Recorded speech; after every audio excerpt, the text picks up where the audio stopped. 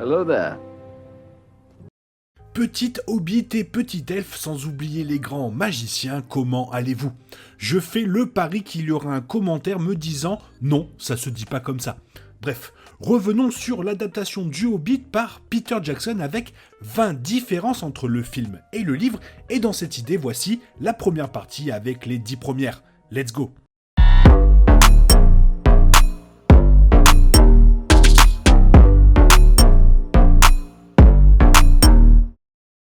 Lorsque Peter Jackson a annoncé qu'il dirigerait le préquel du Seigneur des Anneaux, le Hobbit, la réponse a été plutôt enthousiaste. Lorsqu'il a été annoncé qu'il est en train de transformer un livre en une trilogie, là les fans du livre commençaient à être confus étant donné le peu de matériel source disponible pour étoffer un projet aussi ambitieux. Dans sa transformation du livre en une trilogie de blockbusters d'action hollywoodien à gros budget, Jackson a pris une tonne de liberté créative, ce qui signifiait des changements à gogo, ainsi que de nouveaux contenus ajoutés qui étaient vaguement adaptés des autres œuvres de Tolkien. Certains ont fait le job, ok, tandis que le reste ressemblait à plus de remplissage qu'autre chose. Ce sont des modifications que de nombreux fans ne pensaient pas du tout correspondre à l'histoire. Certains ont été conçus pour faire un lien direct avec la trilogie du Seigneur des Anneaux qui l'a précédée afin de capitaliser sur le succès de cette trilogie, mais quoi qu'il en soit, les films ont été couronnés de succès. Mais pas aussi appréciés par la critique que la trilogie emblématique qui a lancé le bal. Dans cette idée, voici les 10 premières différences entre le livre et le film du Hobbit. Première différence, la raison pour laquelle Gandalf a cherché Bilbo. Dans le Hobbit, il est établi que Gandalf cherche Bilbo pour la quête, notamment à cause d'un souvenir qu'il avait de sa mère. Selon Gandalf, il a été impressionné par Belladonna Took en raison de son esprit aventureux et de sa personnalité, et il espérait que ce côté sortirait si Bilbo les rejoignait dans une aventure. Dans le film, Gandalf se souvient d'avoir connu Bilbo en tant que jeune garçon qui adorait la pensée du danger, de l'excitation et de l'aventure. Le changement n'est pas énorme, mais il en dit long sur le personnage de Bilbo tel qu'il est apparu dans le livre par rapport à l'adaptation cinématographique. Quoi qu'il en soit, c'est l'occasion pour Gandalf de livrer l'une de ses meilleures répliques de la trilogie. Deuxième chose, le contrat nain. La nature et les détails du contrat nain avec Bilbo ne sont jamais explicitement spécifiés, c'est pourquoi il est si drôle de voir la version cinématographique durer apparemment éternellement lorsqu'elle est déroulée. C'était la manière de Jackson d'injecter de la comédie dans le film, surtout à un début aussi précoce de l'histoire.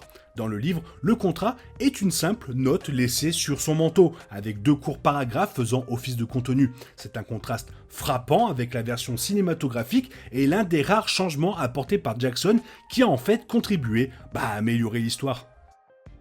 Troisième moment, tout aussi intéressant, le départ de Bilbo. Ce changement était petit mais perceptible et il se produit lorsque Bilbo décide finalement de tenter le coup et de rejoindre les nains dans leur aventure. Dans le film, il court après eux avec un sac à dos rempli de trucs et les rattrape avant qu'ils n'aillent trop loin sur la route.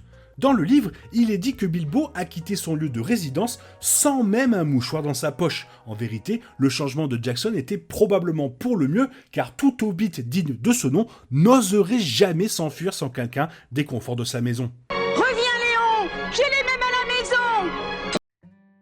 Quatrième différence, et non des moindres, la connaissance du nécromancien. Sauron est un mystère pour ceux qui n'ont regardé que les films, et il est présent dans les œuvres antérieures de Tolkien. Dans les films, le Hobbit, Gandalf n'apprend l'existence du nécromancien que lorsqu'il parle à Radagast, ce que Peter Jackson a utilisé comme raison pour laquelle Gandalf a quitté Thorin et la compagnie. Cependant, dans le livre, Gandalf est déjà bien conscient du nécromancien. Dans le livre, Gandalf a déjà visité Dol Guldur et entendu parler du nécromancien, car c'est là qu'il a rencontré le père de Thorin et a reçu la carte et la clé qu'il donne plus tard à Thorin. Cinquième chose, la barbe de Dwalin. Bien que ce ne soit pas un changement massif qui ait eu un impact sur l'intrigue, un élément de l'apparence de Dwalin a été modifié par rapport au texte. Chose intéressante, le livre dit « C'était un nain avec une barbe bleue rentrée dans une ceinture dorée et des yeux très brillants sous sa capuche vert foncé. » Alors que certains fans ont soutenu au fil des ans qu'elle n'était pas censée être littéralement bleue, d'autres pensent que la barbe de Dwalin était vraiment censée être ainsi, afin de sembler être d'un autre monde. Lorsque le scénario a été écrit pour le film Hobbit, supprimant une grande partie de la fantaisie pour la rendre plus conforme au Seigneur des Anneaux, cela a été ignoré. Sixième moment est tout aussi important, c'est quand Gandalf contacte les aigles pour obtenir de l'aide. Quand Azog et ses orques bloquent la compagnie à la fin du premier film Hobbit, Gandalf contacte Gwaihir, le seigneur des aigles, via un papillon. Cela a été fait principalement pour servir de clin d'œil au premier film du Seigneur des Anneaux où Gandalf échappe à l'emprisonnement. À peu près d'ailleurs de la même manière. Cependant, dans le livre, Gandalf ne fait jamais la tentative. Au contraire, Gwaihir lui-même remarque le chahut de loin et s'envole dans les cieux pour venir à leur secours. Il est difficile de dire quelle version est la meilleure, mais étant donné la relation de Gandalf avec les aigles, la version cinématographique est probablement la meilleure. Septième point, le visage de Thranduil. Fait intéressant, Thranduil n'est jamais mentionné par son nom dans le livre Le Hobbit, mais est simplement appelé le roi des elfes. Cependant, il y a une différence encore plus grande entre le texte et le film, qui est le visage brûlé de Thranduil qu'il cache avec de la magie.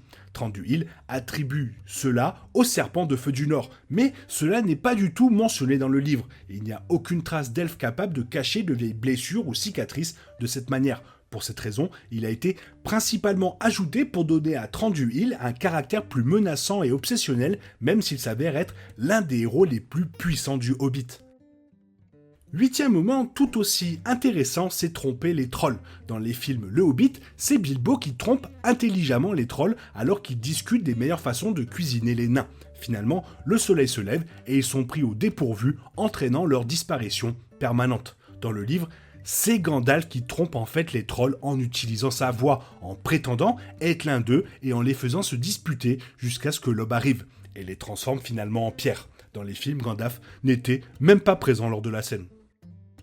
Avant-dernier point de la vidéo, le Conseil Blanc. Les films Hobbit présentent le Conseil Blanc avec Saruman et Galadriel présents dans la maison d'Elrond à Faucombe. Cependant, ni Saruman ni Galadriel ne sont mentionnés dans le livre Le Hobbit, et le Conseil Blanc ne se réunit pas pendant le récit.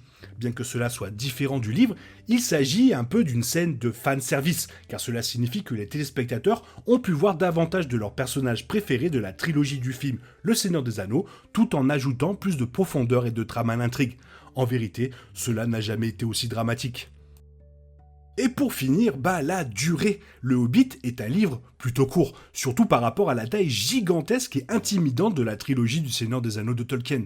La question demeure de savoir pourquoi Jackson ou le studio penseraient que c'était une bonne idée d'étoffer l'histoire à travers 3 films incroyablement longs. En plaçant diverses quantités de remplissage entre les moments établis du livre, Jackson a essayé de combler les blancs et de créer une histoire beaucoup plus forte. Et en vérité, toute l'histoire aurait pu être racontée en 2 parties, en évitant beaucoup, voire énormément de remplissage inutile et en se concentrant plutôt sur un récit serré. Voilà, c'était les 10 premières différences dans l'adaptation du Hobbit au cinéma et le livre. Fais-moi part de ton avis dans la zone commentaire, et il est temps pour toi de reprendre le cours normal de ta vie, et on se retrouve demain pour une nouvelle vidéo. Bisous bisous, bye bye.